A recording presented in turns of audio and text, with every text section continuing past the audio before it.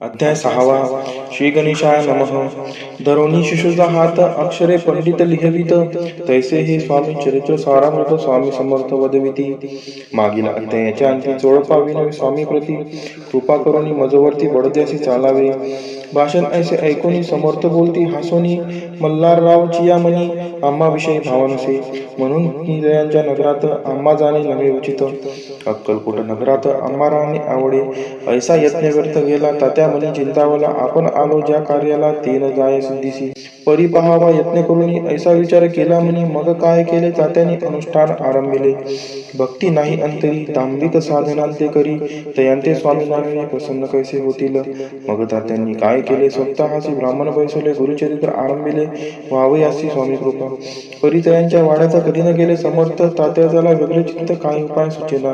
आता जाऊन बडद्यासी काय सांगावे राज्याशी, आणि सगळ्या जनांशी तोंड कैसे दाखवावे. ऐशा उपाय करून न होती स्वामी प्रसन्न, आता एकटी वचून नावे पळवून येतीसी. असो कोणी एके दिवशी साधून योग्य समयासी, मेन्यात घालून स्वामींशी तात्यासाहेब निघाले. कडप गावचा मार्ग धरला, अर्धमार्गी मेना आला, अंतरसाक्षी समर्थाला गोष्ट झाली. मेन्यातून उतरले, मागून अक्कलकोटी आले, ऐसे बहुत वेळा घडले हाही उपाय खुंटला. मग पुढे राजवाड्यात जाऊन या राहिले समर्थ, तेव्हा उपाय खुंटित टेकिले हात तात्यांनी. मग अपयशांचा ते घेऊन बडद्यासी आले परतोनी. समर्थ कृपा भक्ती वाचुनी, अन्य उपाय न होय, परिमला रावण भूपती प्रयत्न आरंभित पुढती. सर्व त्रासी विचारिते कोण जातो स्वामींकडे, तेव्हा मराठा उमराव यशवंत दयांचे नाव. नृप कार्याची धरुणी हाव आपण पुढे जाहला. तो येऊन अक्कलकोटी घेतली समर्थांची बेटी, वस्त्रे अलंकार सुवर्ण ताटी स्वामींपुढे ठेवित.